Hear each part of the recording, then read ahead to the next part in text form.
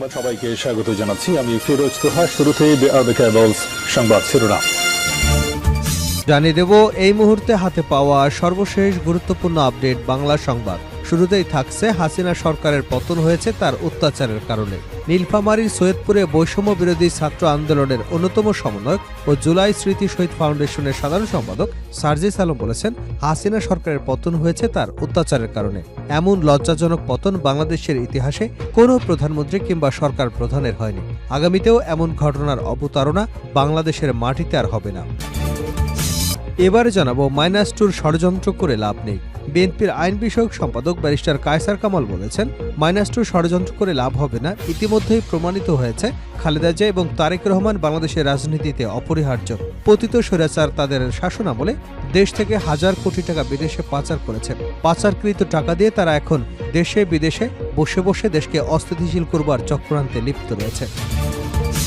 জানাবো আমরা ডামি নির্বাচনে বিশ্বাসী না তারেক রহমান। বিএনপির ভারপ্রাপ্ত চেয়ারম্যান তারেক রহমান বলেছেন, অতীতের চেয়ে আগামী নির্বাচন কঠিন হবে। আপনারা যদি ভেবে থাকেন যে এখানে প্রধান প্রতিপক্ষ নেই অথবা দুর্বল হয়ে গেছে, নির্বাচন সহজ হবে, নো নো অ্যান্ড নো। আমি 100% গ্যারান্টি দিয়ে বলতে পারি নির্বাচন কঠিন হবে। তাই সব নেতাকর্মীকে প্রস্তুত এবং ষড়যন্ত্রকারীদের বিষয়ে সতর্ক থাকতে হবে।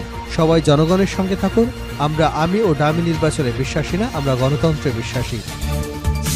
এদিকে পায়রা বিদ্যুৎ কেন্দ্রের উৎপাদন বন্ধ। পটুয়াখালীর পায়রা 1320 মেগাওয়াট তাপবিদ্যুৎ কেন্দ্রের পুরো উৎপাদন বন্ধ করে দেওয়া হয়েছে। ভোরে কেন্দ্রটির প্রথম ইউনিট উৎপাদন বন্ধ করে। এর আগে 9 নভেম্বর থেকে রক্ষণাবেক্ষণের জন্য বিদ্যুৎ কেন্দ্রের দ্বিতীয় ইউনিটের বিদ্যুৎ উৎপাদন বন্ধ রাখা হয়। এবারে থাকছে জাতিকে বিভাজিত করে কোনো বড় কাজ করা সম্ভব নয় জেএম কাদের। জাতীয় পার্টির চেয়ারম্যান জেএম কাদের বলেন, ব্রিটিশ আমলে বাঙালি মুসলমানরা বৈষম্য থেকে মুক্তি পেতে পাকিস্তান আন্দোলনে যোগ দিয়েছিল। পাকিস্তান স্বাধীন হবার পর ভাষার মাধ্যমে বাঙালির সঙ্গে বৈষম্য সৃষ্টি করেছিল পাকিস্তানিরা। 71-এর 25শে মার্চ রাতে যখন বাঙালির উপর হত্যাযজ্ঞ চালায় তখন বাঙালি জাতি বুঝতে পেরেছিল স্বাধীনতা ছাড়া মুক্তির আর পথ নেই।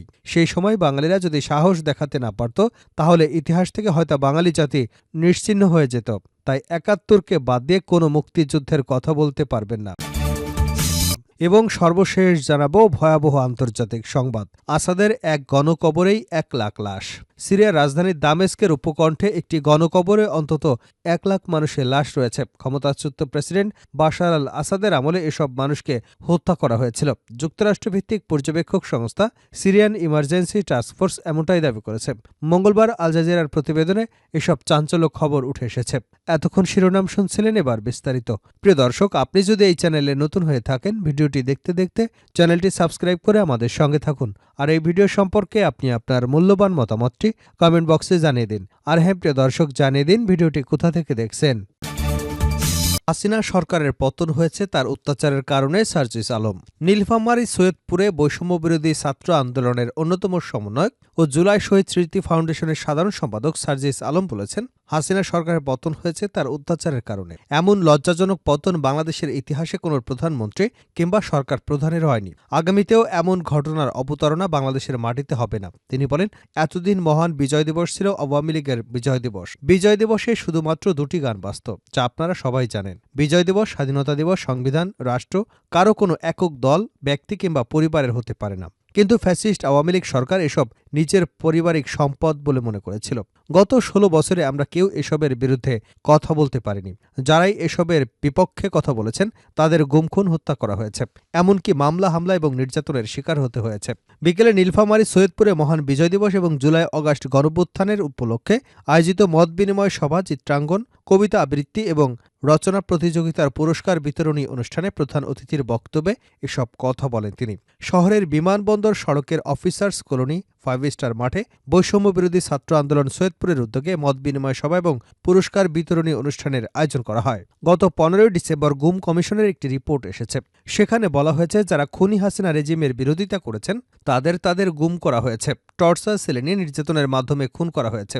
তারপর যখন ট্রেন আসে তখন নির্জন জায়গায় নিয়ে রেললাইনের উপর দেহ রেখে দেহ ছিন্ন বিচ্ছিন্ন করা হয়েছে। পরে সেটিকে দুর্ঘটনা হিসেবে দেখানো হয়েছে। এমন অসংখ্য মানুষকে নির্যাতনের ঘটনা ওই রিপোর্টে উঠে এসেছে, যোগ করেন সার্জিস। তিনি বলেন, বাংলাদেশের সার্বভৌমত্ব কেড়ে নিতে ভারত গভীর ষড়যন্ত্রে লিপ্ত। তাদের দোসর আওয়ামী লীগকে পুনরায় ক্ষমতায় বসাতে উঠে পড়ে লেগেছে। তাই দেশের জনগণ এক বিন্দু রক্ত থাকতে ভারতের সব ষড়যন্ত্র প্রতিহত করে যাবে।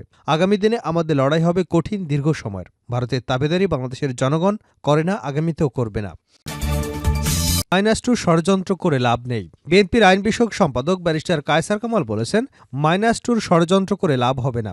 ইতিমধ্যে প্রমাণিত হয়েছে খালেদা জিয়া এবং তারেক রহমান বাংলাদেশের রাজনীতিতে অপরিহার্য। তিনি বলেন, পতিত স্বৈরাচার তাদের শাসন আমলে দেশ থেকে হাজার হাজার কোটি টাকা পাচার করেছে। পাচারকৃত টাকা দিয়ে তারা এখন দেশকে অস্থিতিশীল করবার চক্রান্তে লিপ্ত রয়েছে। দেশ স্থিতিশীল করাটাই এখন বড় চ্যালেঞ্জ। তিনি আরও বলেন, তত্ত্বাবধায়ক সরকারের অধীনে বিএনপি যে কোনো সময় নির্বাচনের জন্য প্রস্তুত। গতকাল বাংলাদেশ প্রতিদিনকেও দেওয়া সাক্ষাৎকারে এসব কথা তিনি বলেছেন। আমরা ডামি নির্বাচনে বিশ্বাসী না, তারেক রহমান। বিএনপির ভারপ্রাপ্ত চেয়ারম্যান তারেক রহমান বলেছেন, অতীতের চেয়ে আগামী নির্বাচন কঠিন হবে। আপনারা যদি ভেবে থাকেন যে এখানে প্রধান প্রতিপক্ষ নেই অথবা দুর্বল হয়ে গেছে, নির্বাচন সহজ হবে, নো নো অ্যান্ড নো। আমি 100% গ্যারান্টি দিয়ে বলতে পারি নির্বাচন কঠিন হবে। তাই সব নেতাকর্মীকে প্রস্তুত এবং ষড়যন্ত্রকারীদের বিষয়ে সতর্ক থাকতে হবে। সবাই জনগণের সঙ্গে থাকুন। আমি ও ডামি নির্বাচনে বিশ্বাসী নই, আমরা গণতন্ত্রে বিশ্বাসী। মঙ্গলবার বিকেলে নারায়ণগঞ্জের সিদ্ধিরগঞ্জে হিরাজিল এলাকায় গিয়াসউদ্দিন ইসলামিক মডেল কলেজ প্রাঙ্গণে জেলা বিএনপি আয়োজিত বিএনপি ঘোষিত রাষ্ট্র সংস্কারের 31 দফা কর্মসূচি বিষয়ক কর্মশালার অনলাইনে যুক্ত হয়ে এসব কথা বলেন তিনি। তারেক রহমান আরও বলেন, সরকার গঠন করতে হবে জনগণের সমর্থনে। আমরা যদি তা করতে না পারি তাহলে ব্যর্থ হয়ে যাব। রাজনীতিবিদ হিসেবে সফলতা হবে তখন জনগণ আমাদের পেছনে থাকবে। 31 দফার মাধ্যমে আমরা দেশ এবং দেশের মানুষের ভবিষ্যৎ নিয়ে চিন্তা ও কাজ করছি। বিএনপি নেতাকর্মীদের হুঁশিয়ারি করে তিনি বলেন, নিজের স্বার্থ হাসিলের জন্য দলীয় কোনো ব্যক্তি যদি চেষ্টা করে তাহলে তাকে শক্ত হাতে প্রতিহত করতে হবে। যারা নিজের লাভের জন্য দলের বদনাম করবে তাদের বিরুদ্ধে শক্ত হাতে ব্যবস্থা নেওয়া লাগবে। এটা আমার নির্দেশনা। জনগণের সমর্থন আমাদের মূল কাজ। আমাদের জনগণের সমর্থন প্রয়োজন। আমাদের সঙ্গে জনগণ না থাকলে আমরা সার্থক হব না। তিনি আরও বলেন, বিএনপিকে মানুষ পছন্দ করে, এটা অনেক বড় রাজনৈতিক দলের হিংসার কারণ হয়ে দাঁড়িয়েছে। তাই ষড়যন্ত্র শুরু হয়েছে। আপনারা খেয়াল করে দেখুন, যারা দলের সঙ্গে বহু বছর ধরে জড়িত, শহীদ জিয়ার আমল থেকে যুক্ত রয়েছেন, দেখে আসছেন 81 সালের আগে কিভাবে বিএনপির বিরুদ্ধে ষড়যন্ত্র হয়েছে। দেশের ভেতরে এবং দেশের বাইরে ষড়যন্ত্র কিন্তু থেমে নেই। দলের বিরুদ্ধে নানা ষড়যন্ত্র হবে। এ ব্যাপারে সবাইকে সোচ্চার থাকতে হবে। বাংলাদেশের স্বাধীনতা ও সার্বভৌমত্বের বিরুদ্ধেও ষড়যন্ত্র অব্যাহত রয়েছে। স্বৈরাচার পালিয়ে গেছে, স্বৈরাচারের মাথা পালিয়েছে, কিছু ছোট মাথা পালিয়েছে, কিন্তু শরীর এবং লেজ অবশিষ্ট রয়ে গেছে। তারা কিন্তু ষড়যন্ত্র করছে। ষড়যন্ত্রকারীরা বিএনপির ভেতরেও এজেন্ট ঢুকিয়ে দিয়েছে। তাই সবাইকে সতর্ক থাকতে হবে। পায়রা বিদ্যুৎ কেন্দ্রের উৎপাদন বন্ধ। পটুয়াখালীর পায়রা 1320 মেগাওয়াট তাপ বিদ্যুৎ কেন্দ্রের পুরো বিদ্যুৎ উৎপাদন বন্ধ করে দেওয়া হয়েছে। সোমবার ভোরে কেন্দ্রটির প্রথম ইউনিটের উৎপাদন বন্ধ করা হয়। এর আগে গত 9 নভেম্বর থেকে রক্ষণাবেক্ষণের জন্য এই বিদ্যুৎ কেন্দ্রের দ্বিতীয় ইউনিটের উৎপাদন বন্ধ রাখা হয়। জানা গেছে, পায়রার পাশে নবনির্মিত RNPL 1320 মেগাওয়াট বিদ্যুৎ কেন্দ্র উৎপাদনে আসার লক্ষ্যে সঞ্চালন লাইন স্থাপনের কাজ শুরু হয়েছে। এজন্য পায়রা গোপালগঞ্জ 400 কেভি বিদ্যুৎ লাইন শাটডাউন করা হয়েছে। তাই বাংলাদেশের বিদ্যুৎ উন্নয়ন বোর্ডের নির্দেশনায় এই কেন্দ্রটির উৎপাদন বন্ধ রাখা হয়েছে। বিষয়টি নিশ্চিত করে পায়রা বিদ্যুৎ কেন্দ্রের প্রকল্প কর্মকর্তা শাহ আব্দুল মাওলা জানিয়েছেন, আগামী 7 দিনের মধ্যে বিদ্যুৎ উৎপাদন পুনরায় শুরু করা হবে। এ বিষয়ে প্রকল্প কর্মকর্তা শাহ আব্দুল্লাহ মাওলা বলেন, 9 নভেম্বর রক্ষণাবেক্ষণের জন্য দ্বিতীয় ইউনিট বন্ধ করা হয়েছিল। সোমবার পিডিবি নির্দেশে প্রথম ইউনিটও বন্ধ করা হয়েছে। সব প্রস্তুতি সম্পন্ন করে আগামী 7 দিন পর আমাদের কেন্দ্র থেকে বিদ্যুৎ উৎপাদন পুনরায় শুরু হবে।